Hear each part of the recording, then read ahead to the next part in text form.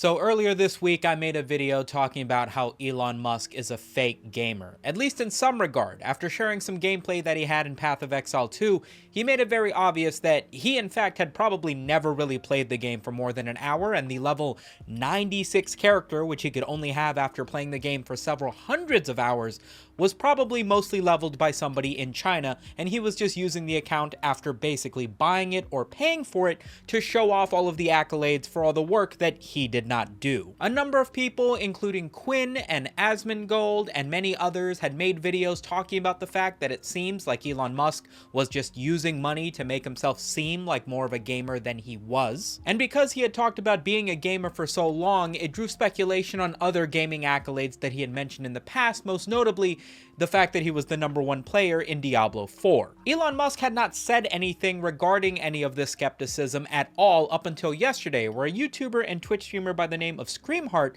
posted a video on Twitter where he shared his thoughts on the matter, basically defending Elon Musk's gaming prowess and mentioning that he himself had played alongside Elon Musk in a few instances in Diablo 4. In this video, Screamheart points to a few of the people who were drawing skepticism towards Elon Musk, notably Asmongold, to which Elon Musk finally responds to this post on Twitter stating, "Asmon behaves like a maverick independent, but in reality he has to ask his boss for permission before he can do anything. He is not his own man." He goes on to say that he's on hundreds of streams on YouTube and Twitch playing live with the world's best players, specifically talking about Diablo 4. This is not the case with Path of Exile 2, which is the gameplay that drew much more attention to whether or not he was actually playing.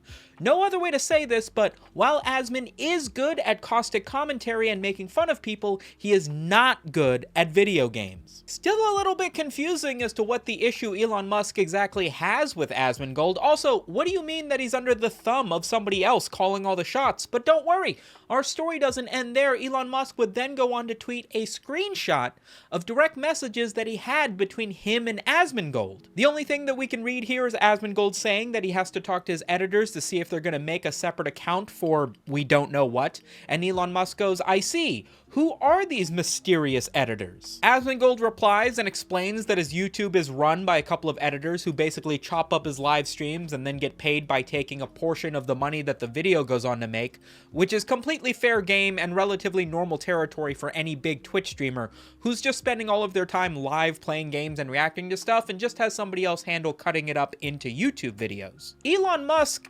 seemingly showing the fact that he's like 60 years old or something at this point, I think is under the impression that when he says editors, he means like editors at a newspaper where he has to answer to some higher up before he can do anything. And Elon Musk feels like he's posting this to show, ha, look at this. Asmongold isn't the head of his company the way I am at SpaceX. He has to answer to somebody, seemingly losing all nuance in the fact that he's just saying he outsources this work for somebody else to do, which is exactly what you do, Mr. Elon Musk. Asmongold is not saying he has to check in with his editors as in get things approved before he can speak on them. He's saying somebody else does all the work to make the money for him. You know, the way that you do with your employees, how he outsources the hard part of his job to people who are more talented, like how you do with playing Path of Exile 2. Does that make a little bit more sense, Elon? The funniest thing and the most telling thing that I think about this update to the saga of Elon Musk's gaming journey is that when I made my original video, I got a ton of comments obviously just saying that I must be an Elon Musk hater, that the only reason that I care that he might have bought his account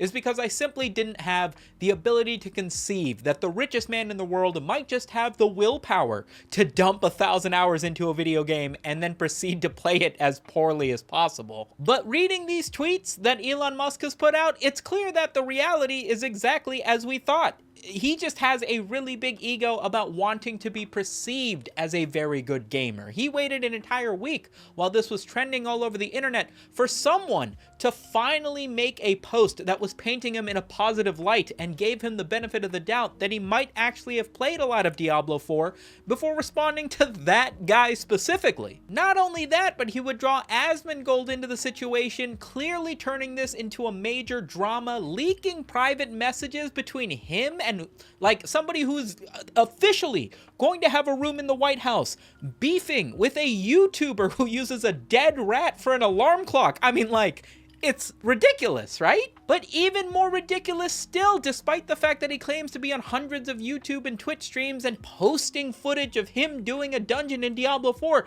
he has not spoken during all of this a single shred of anything about Path of Exile 2. Nobody was even under the impression that you weren't playing Diablo 4 or weren't one of the best gamers in that game. It's the fact that you're clearly not one of the top gamers in this latest game that you spent time streaming that has led to all this conversation, and we're not saying anything about that one? There was also a little bit of drama about the notion that Elon Musk might have taken away the verification badge on Asmongold's Twitter following this, although it seems to be reinstated at this point. Some people have pointed to the fact that it might have just been Asmongold removing the OTK moniker from his badges that caused him to be temporarily unverified in the meantime. But what has been cemented is the fact that Elon Musk no longer follows Asmongold, and Asmongold reveals on stream that it seems as though Asmongold doesn't follow Elon Musk back, which means Elon Musk must have blocked them and then unblocked them to remove both of their followerships in a way of,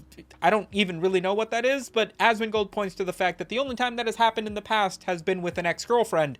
Now it's happened twice with a couple ex-girlfriends. Elon Musk also notably unfollowed Marquez Brownlee after it was revealed that MKBHD had sold his Cybertruck on carsandbids.com, so the dude's emotional to say the least. Speaking of grown men absolutely baby raging over a video game, I somehow didn't find the time to talk about the Piratesoftware situation this week. If you guys aren't aware of who Piratesoftware is, he is a YouTuber, Twitch streamer who grew to prominence by posting shorts stating the fact that he was an ex-Blizzard employee, had worked there for 7 years, and basically made short form content, vertically scrolling content, explaining the inner mechanics of gaming, Twitch streaming, how to make shorts, how to blow up on the internet. He's got a very deep voice. I'm sure you've seen this guy somewhere. It's important to note that a huge amount of Piratesoftware's appeal is like an appeal to authority. He is very commonly stating that he is an ex-Blizzard employee, that he worked there for 7 years, that he understands game development,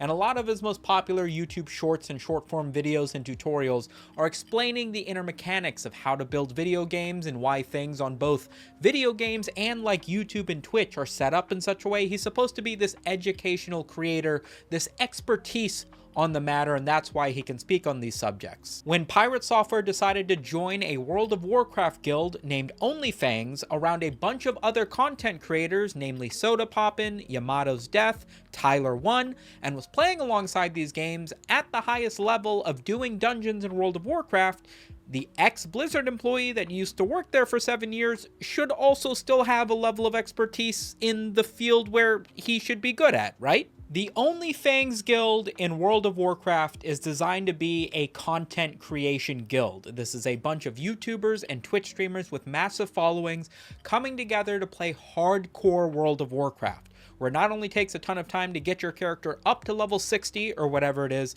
to be able to play in these endgame raids, but if you die, it's over. Your character is gone, you have to start again for 0, so the stakes are dramatically higher. And I'll take this time to mention that I have played maybe 3 hours of World of Warcraft, 30 minutes of World of Warcraft Classic. I am not the guy to be able to deeply analyze everything about the game.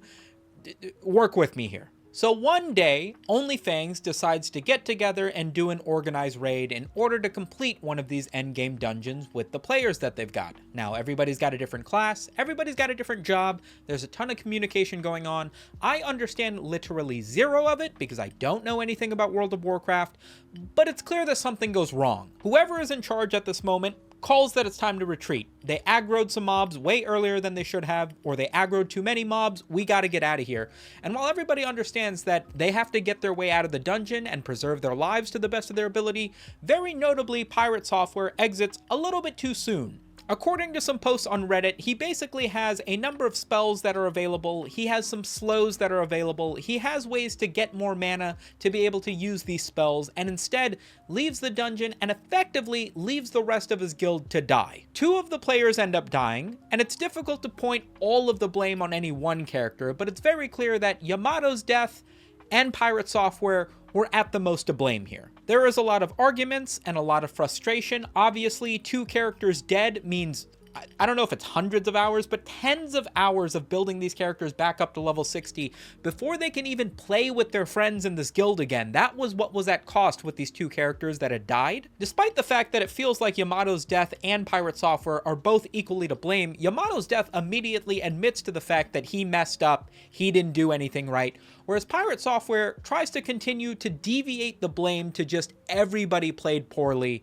It can't have been just me, to which led to a tremendous amount more scrutiny on Piratesoftware's end, where people pointed to exactly what he did specifically, that he had Blizzard up, that he had debuffs that he could have used to slow and maybe buy his team more time. He claims to have been out of mana, but he did have mana gem available. He probably had mana pots available somewhere in his stash that he could have grabbed.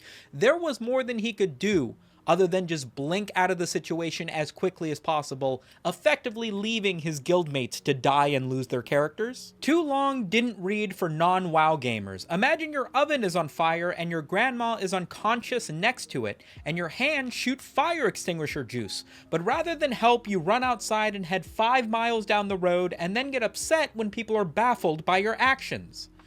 Again, I don't play WoW, so please let me know down in the comments how accurate this is. No, Ampi's right here. Like, those 2 people did not need to die. Pirate absolutely could have saved them if he played his class to a basic level, which he claims to know how to do. I've seen clips and I've heard it. He claims he knows how to do. Clearly could not, in the panic, and then refused to accept any responsibility on that. That's it.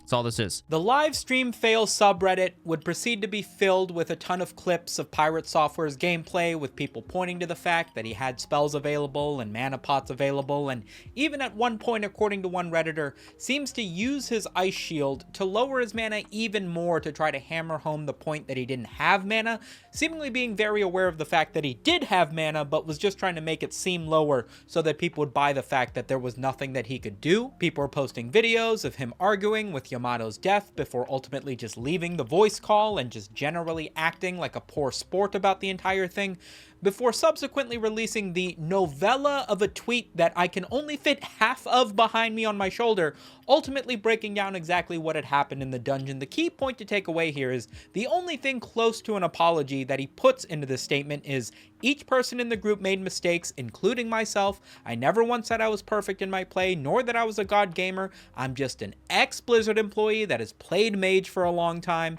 To pin it on a single person is absurd and blah blah blah blah blah, basically not taking responsibility for it. I said it again, we all did mistakes, bro. Like I didn't say, we are just blaming you. It's about the zero accountability is what makes us so mad. There's no zero accountability, dude. Everyone can do something better. No, but when you open up and you yell over another person listen, like you were doing earlier, speak? Nah, I'm good. You See ya. Now, I don't mean to bring this up as if I know any better, okay? I have played on organized teams in shooters. I have played League of Legends for thousands of hours alongside people in communications. I understand that with very complicated games like this, with multiple players and multiple classes, there are hundreds of different things that make minute differences, and in order to play, nothing is ever quite as simple as you should have done this or I could have done that. It's all a cumulative effect of what everybody is doing, either to an appropriate level or not to an appropriate level, and you have to make changes on the fly. But one of the first things that you learn when you're playing in a competitive setting in any video game is taking accountability. The notion that anybody could have done something better means that you are that somebody. And you'll learn very quickly when playing with a group of competitive dudes that at some point, you gotta just admit that you didn't play perfectly, and sometimes you have to, which means if you didn't play perfectly, you didn't play good enough. And that's just life sometimes. The reason that I think this is so interesting to mention alongside the Elon Musk thing is I think this is a very clear I don't know how to explain it. It's like a detachment between what gaming is and what actually playing video games is. Pirate Software very clearly has a good understanding of how video games work and like the mechanics and stuff behind them. And I mean, having played World of Warcraft, if you play World of Warcraft today, you have probably been playing video games for like 20 or 30 years. That's a badge of honor. But when you lack the social skills to be able to be part of a group, to be able to play in a game that's designed around playing in a group, what's it matter how good at a video game you are? Like, there's no point in being the best if you gotta play by yourself. Pirate Software would go on to receive a tremendous amount of criticism online, as well as a tremendous amount of harassment, doxing threats, life-threatening threats. People were taking it very, very seriously. Too far. I'm not even going to say arguably. People were going too far with the hate they were giving towards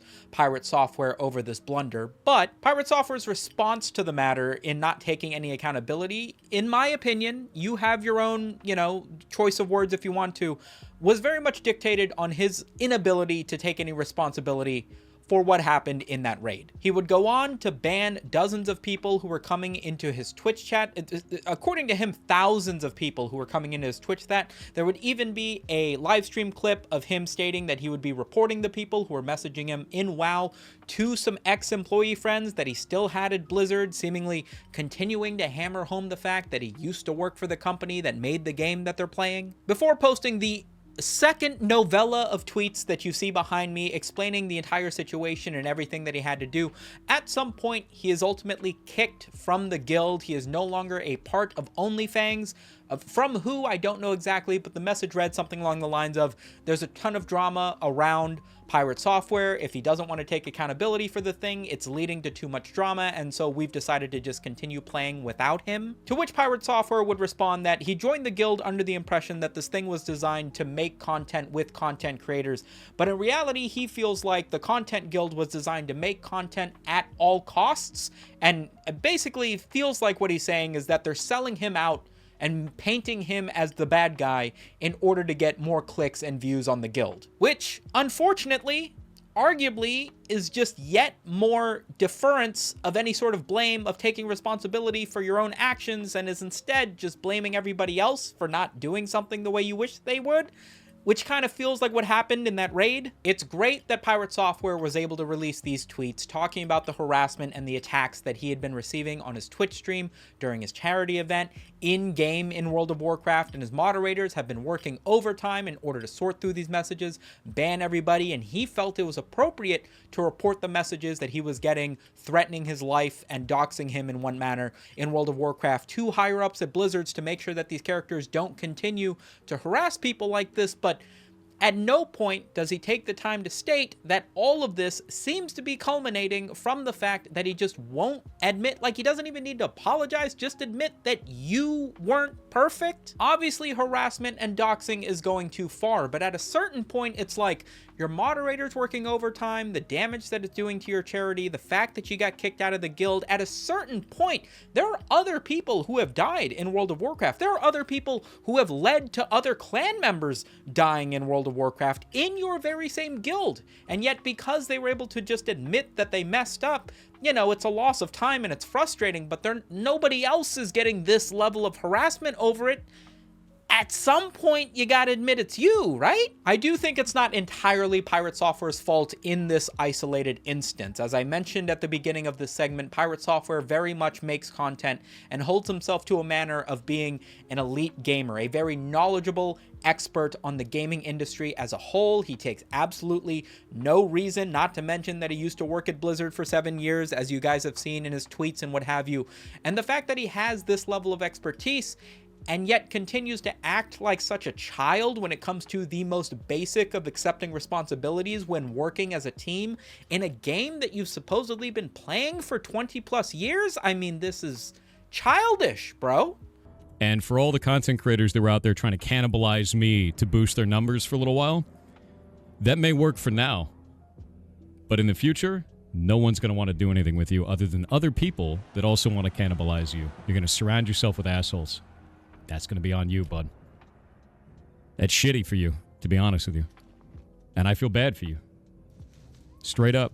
Oh well, I guess that makes me a shitty person. After all, Piratesoftware would know he worked at Blizzard for the last 7 years. If you're also a shitty person, remember to hit the subscribe button so you don't miss my videos coming out a couple times a week. A big thank you to the patrons scrolling in the back, and I will catch you guys on Monday probably. Peace.